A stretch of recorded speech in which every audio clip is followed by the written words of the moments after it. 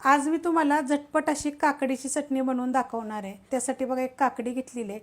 काकडी स्वच्छ धुवून तिची साल काढलेली आहे आणि बुडका आणि शेंडा पण मी काढून घेतलेला आहे। आता हा दगडी खलबत्ता आहे, थोडीशी कोथिंबीर घेतलेली आहे। तर हे बघा मी देठा सकट घेतलेला आहे। तर असं तुम्ही वाटलं तर सुरीने थोडंसं कापून घेतलं तरी चालेल। मी आता असं हाताने तोडून घेणार आहे। हा पुदिन्याची बघा कवळी जेवढी देठं असतात तेवढी घ्यायची। ह्यात टाकायचे आपल्याला कढीपत्ता, हिरवी मिरची, आलं, लसूण, छोटा एक चमचा जिरं टाकायचे, चवीप्रमाणे मीठ टाकायचे। आता त्यात टाकणारे ही कांद्याची पात बघा। तर मी ही कांद्याची पात पण अशी तोडून घेणार आहे बघा, कारण आपण जेव्हा ही करणार आहे ना बघा कवळे एकदम असे। आता हे मी जे कांदे आहे ना कांदे पण मी टाकून घेणार आहे बरं का, कवळे कांदे आहेत हे।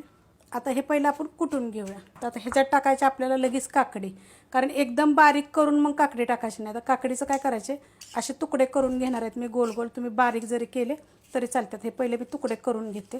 आता ही पण कुटायची। आणि अजून एक गोष्ट सांगते, थोडीशी निबार जरी असली घेतली तरी पण चालेल, छान लागेल। तुम्ही करून बघा तशा पद्धतीने कुटून घेणार आहे मी बघा। अशा पद्धतीने मी बारीक करून घेतलेलं आहे। जास्त पण एकदम जर बारीक पाहिजे असलं तर बघा हे असं करायचं, मस्त बघा अशा पद्धतीत होते।